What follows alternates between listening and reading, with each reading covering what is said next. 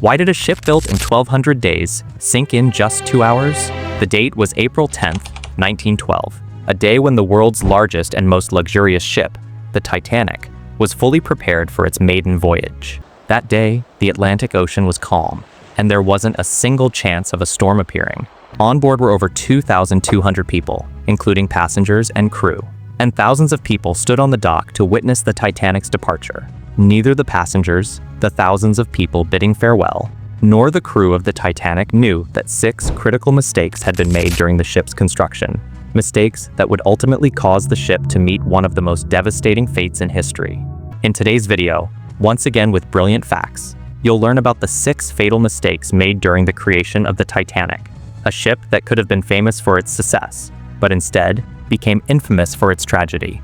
What were these 6 mistakes that even a 40-year experienced captain like Edward Smith failed to notice? Forget Captain Smith's experience. These mistakes also went unnoticed by the Titanic's operating company, White Star Line, which had 107 years of experience running ships. Additionally, even the manufacturing company, Harland & Wolff, which had built over 500 ships before the Titanic, didn't catch these errors. The construction of the Titanic began in 1909 and took nearly 3 years of hard work and 2,000 workers to complete. Finally, the ship was ready. But there was still the matter of testing it. The makers' confidence in the Titanic skyrocketed when the ship successfully passed its first test run.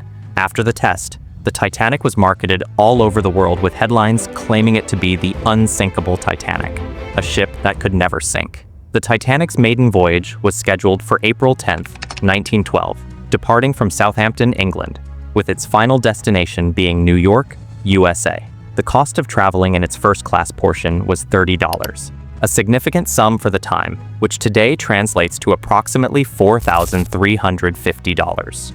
Thanks to the aggressive marketing campaign, all tickets were quickly booked. And finally, the day arrived when the Titanic was ready to set sail for the very first time. Mistake number 1.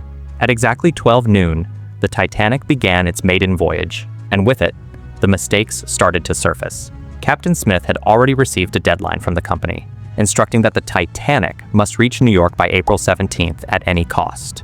Due to this pressure and the instructions from the owners, Captain Smith kept the ship's speed extremely high from the very beginning. This was the first mistake. The owners of the Titanic were in a rush because it was the maiden voyage, and they wanted the ship to arrive in New York on time. If the Titanic failed to reach its destination as scheduled, it would severely damage the ship's reputation. Every machine, vehicle, or ship in the world has operating procedures, and among those procedures, speed limits are a crucial part. Unfortunately, the Titanic's speed limits were ignored right at the start of its journey. Within just a short time, the Titanic left the Southampton port far behind, and now, as far as the eye could see, there was nothing but the deep blue ocean. Mistake number 2. 3 days had passed since the Titanic set sail. It had made brief stops in France and Ireland, and for the last 72 hours, the ship was continuously heading toward New York. It was now April 14th, 1912, an evening where the ocean was covered in silence and fog, reducing visibility significantly. That same night, another ship that was several hours ahead of the Titanic sent out warnings via wireless communication about floating icebergs in the sea. Experts believe that this warning was issued at least 6 times. However, due to the negligence of the wireless operators on board the Titanic, these critical warnings were missed.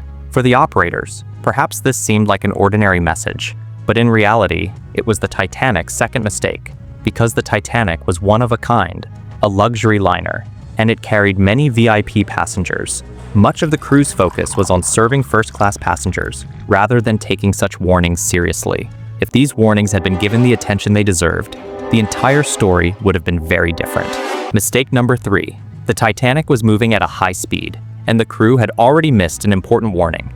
The ship was now rapidly approaching the range of icebergs, recklessly and without fear. Yet, the Titanic could still have been saved at this point, as the lookouts on board were alert. These lookouts were tasked with spotting any icebergs in the distance and notifying the captain immediately. However, there was one major issue.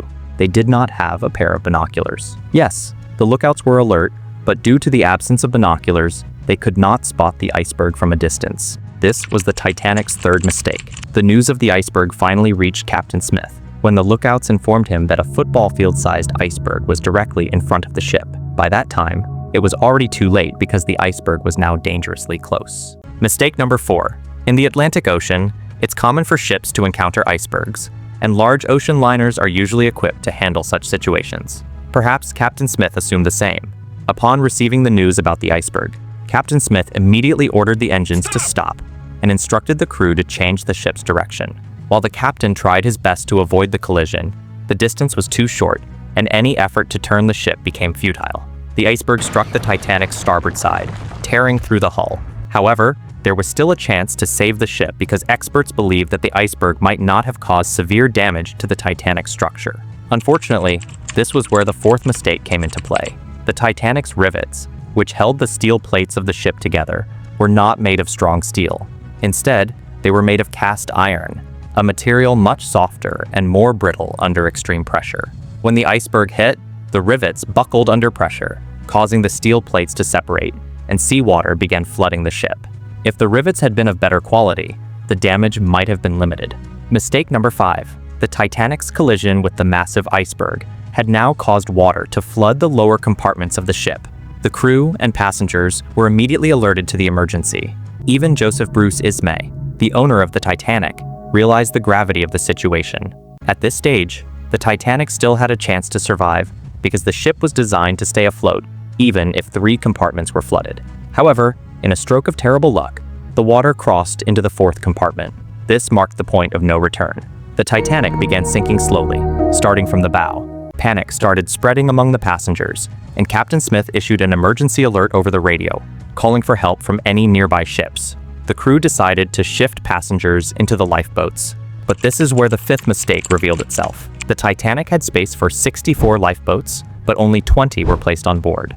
This was far fewer than required for the 1,500 passengers on the ship. Mistake number 6. The situation had escalated into chaos. Passengers were desperate to get a spot on the limited lifeboats, and the crew began lowering the lifeboats into the freezing ocean. However, in the panic, the 6th mistake occurred.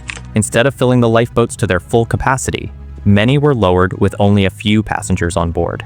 The first-class passengers were given priority, meaning the wealthiest individuals were the first to board the lifeboats. If the crew had managed to fill each lifeboat completely, more lives could have been saved. At 12:45 a.m., the first lifeboat was lowered into the ocean. By 2:18 a.m., the ship's electrical system short-circuited, and all of the Titanic's lights went out. In the very next moment, the ship split into 2 parts, sealing its fate. The Titanic took 2 hours and 40 minutes to sink completely, and during this time, over 1,500 people perished in the icy waters of the Atlantic Ocean. The temperature of the water at that moment was -2 degrees Celsius. At such temperatures, even if someone managed to stay afloat, they could not survive for more than 30 minutes. It is believed that the death toll was much higher than 2,200 because many individuals who had connections to the crew boarded the ship without tickets. Among the survivors, women and children were the majority, while many men, including Captain Smith, perished. Captain Smith spent his final moments helping passengers, and it's said that he was the last person to jump from the sinking ship